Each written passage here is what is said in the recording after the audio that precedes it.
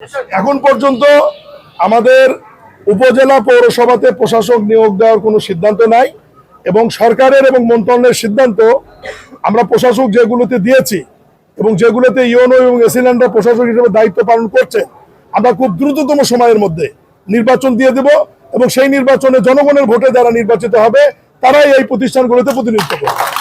স্থানীয় সরকার নির্বাচনটা আমি বলেছি দ্রুততম সময়ের মধ্যে। আপনাদেরকে একটা জিনিস বুঝতে হবে, বিগত অন্তর্বর্তীকালীন সরকার স্থানীয় সরকার নির্বাচনগুলি বাতিল করে দিয়েছে একটা অর্ডিন্যান্সের মাধ্যমে এবং ওই বাতিলের সাথে তারা আরেকটা জিনিস বাতিল করেছে যে বিগত ফ্যাসিস্ট সরকারের সময় যে দলীয় প্রতীকে নির্বাচন হতো জাতীয় প্রতীকে, এই প্রতীকটা ওনারা বাতিল করে দিয়েছেন। সাধারণ প্রতীকে নির্বাচনের ব্যাপারে ওনারা অধ্যাদেশে ম্যান্ডেটটি রেখেছেন। আপনারা জানেন যে প্রথম অধিবেশনে মাননীয় সংসদ সদস্য জানেন যে 133টি অধ্যাদেশ অন্তর্বর্তীকালীন সরকারের উপস্থাপন হয়েছে এবং সেগুলো আইন আকারে পাশ করার জন্য বিশেষ কমিটি কাজ করছেন এবং এই অধ্যাদেশগুলোর মধ্যে আমাদের সিটি কর্পোরেশন অধ্যাদেশ, উপজেলা পরিষদ অধ্যাদেশ, ইউনিয়ন পরিষদ অধ্যাদেশ, পৌরসভা অধ্যাদেশ, জেলা পরিষদ অধ্যাদেশ, আমাদের এই 5টি অধ্যাদেশ রয়েছে যেখানে জাতীয় প্রতীক ছাড়া সাধারণ প্রতীকে নির্বাচন হবে।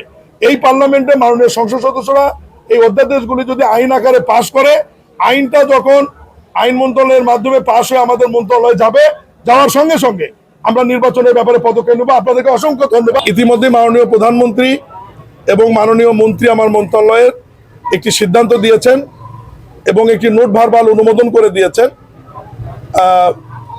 আমি সরজমিনে দেখে গেলাম এবং তাৎক্ষণিক সিদ্ধান্ত হচ্ছে যে এখানে একটা কমিটি আমরা মন্ত্রণালয়ের পক্ষ থেকে করে নিয়ে আসছি, যে কমিটি আমি এখানে ঘোষণা দেব।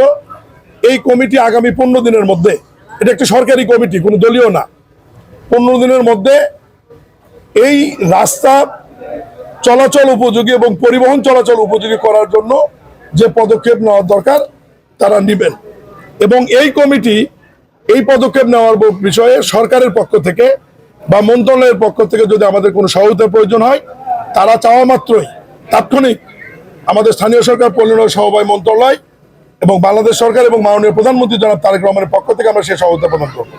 এখন আমরা যে কমিটিটি সরকারিভাবে এখানে করা হয়েছে 7 সদস্যের, এখানে স্থানীয় সরকার মন্ত্রণালয়ের অতিরিক্ত সচিব আমাদের উনি এখানে আহ্বায়ক হিসেবে আছেন। প্রশাসক জেলা পরিষদ চাঁপাইনবাবগঞ্জকে রাখা হয়েছে, জেলা প্রশাসক চাঁপাইনবাবগঞ্জ, পুলিশ সুপার চাঁপাইনবাবগঞ্জ, প্রকল্প পরিচালক মানে যে প্রকল্পের মাধ্যমে এই ব্রিজটি নির্মিত হয়েছে উনি এই কমিটিতে আছেন, সদর উপজেলা নির্বাহী কর্মকর্তা এই কমিটিতে আছেন এবং নির্বাহী প্রকৌশলী এলজিডি সদস্য সচিব হিসেবে চাঁপাইনবাবগঞ্জ উনি আছেন। আর এই কমিটির কর্মপরিধি হচ্ছে উক্ত স্কিমের কার্যক্রম পরিদর্শন পূর্বক 15 কার্য দিবসের মধ্যে ব্রিজের অ্যাপ্রোচ রুট বাস্তবায়নের কাজ সম্পন্ন করে ব্রিজটি সচল করে জনসাধারণ এবং পরিবহন চলাচল উপযোগী করবেন। মাননীয় প্রধানমন্ত্রীর কার্যালয়ের অভিপ্রায় অনুযায়ী স্থানীয় সরকার, পল্লী সমবায় মন্ত্রণালয়ের মাননীয় প্রতিমন্ত্রীর নেতৃত্বে টিম কর্তৃক ব্রিজটি পরিদর্শন পূর্বক প্রধানকৃত সুপারিশের প্রেক্ষিতে এই কমিটি গঠন করা হলো। যথাযথ কর্তৃপক্ষের অনুমোদন ক্রমে আদেশ জারি করা হলো।